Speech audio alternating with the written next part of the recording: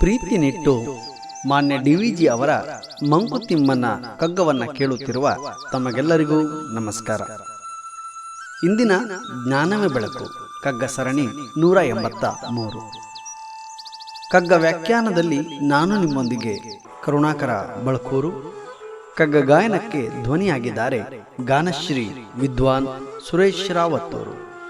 ಬನ್ನಿ ಕೇಳುಗರೆ, ಇಂದಿನ ಕಗ್ಗ ಮಾಲಿಕೆಯಲ್ಲಿ ಮಾನ್ಯ DVG ಅವರ ಕಗ್ಗವನ್ನು ಕೇಳಿ ಬರೋಣ. ಚಿತ್ತದನುಭವ ಸಂಭಾವನೆಗಳೆಲ್ಲವೂ ಬದ್ಧವೂ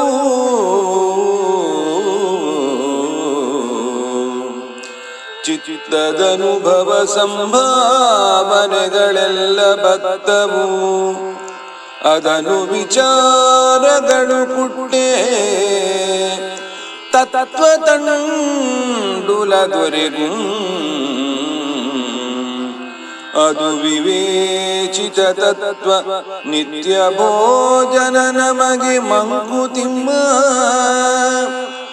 ತತ್ವ ತಂಡುಲ ದೊರೆಗೂ ಅದು ವಿವೇಚಿತ ತತ್ವ ನಿತ್ಯ ಭೋಜನ ನಮಗೆ ಮಂಕುತಿಮ್ಮ.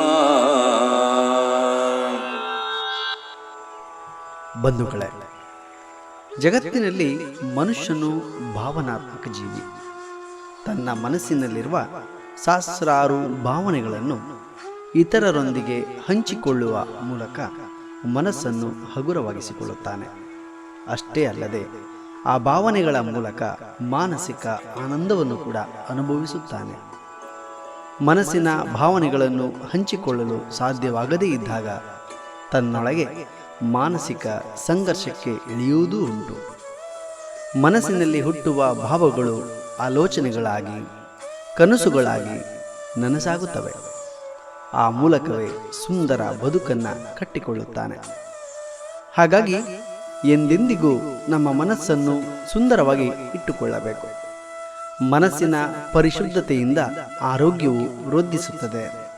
ನಮ್ಮ ಮನಸ್ಸಿನ ಅನುಭವಗಳು, ಭಾವನೆಗಳು ಮತ್ತು ಆಲೋಚನೆಗಳೆಲ್ಲವೂ ಬರಿದಾಗದಿರುವ ಹಾಗೆ ಅವುಗಳನ್ನು ಆತ್ಮಾವಲೋಕನ ಮಾಡಿಕೊಳ್ಳುತ್ತಾ ಸದಾ ನಾವು ಜಾಗೃತರಾಗಿರಬೇಕು.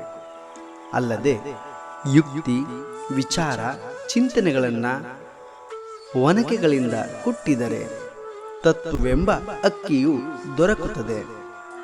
ಹಾಗೆ ದೊರಕಿರುವ ಅಕ್ಕಿ ರೂಪದ ತತ್ವವೇ ನಮ್ಮ ಬೌದ್ಧಿಕತೆಗೆ ಆಹಾರ ಎಂಬುದನ್ನು ಈ ಕಗ್ಗವು ನಮಗೆ ತಿಳಿಸುವುದನ್ನು ಸೂಕ್ಷ್ಮವಾಗಿ ನಾವು ಗಮನಿಸಬಹುದು. ಹೀಗೆ ಪ್ರತಿನಿತ್ಯ ನೂರಾರು ಕ್ಷಣಗಳ ಅನುಭವಗಳು ನಮಗೆ ಹೊಸ ಜಗತ್ತನ್ನು ಸೃಷ್ಟಿಸುತ್ತವೆ. ಈ ಕಗ್ಗದಲ್ಲಿ ಮಾನ್ಯ ಗುಂಡಪ್ಪನವರು ನಮ್ಮ ಮನಸ್ಸಿನ ಆರೋಗ್ಯಕ್ಕೆ, ನಮ್ಮ ವಿಚಾರ ಮಂಥನಕ್ಕೆ ಒತ್ತು ಕೊಟ್ಟಿರುವುದನ್ನು ನಾವು ಗಮನಿಸಬೇಕು. ತತ್ವ ವಿವೇಚನೆಯೇ ನಮ್ಮೆಲ್ಲರ ಬದುಕಿಗೆ ಮೂಲವಾಗಿದೆ. ಆ ವಿವೇಕದಿಂದಲೇ ಸರಿ ಯಾವುದು, ತಪ್ಪುಗಳು ಯಾವುದು ಎನ್ನುವುದನ್ನು ಗಮನಿಸಿ ಸುಂದರವಾದ ಸಮೃದ್ಧವಾದ ಬದುಕನ್ನು ಕಟ್ಟಿಕೊಳ್ಳೋಣ. ಬಂಧುಗಳೇ, ನಾಳೆ ಇನ್ನೊಂದು ಕಗ್ಗದೊಂದಿಗೆ ಬರುತ್ತೇವೆ. ಅಲ್ಲಿಯವರೆಗೆ ನಮಸ್ಕಾರ, ಶುಭ ದಿನ.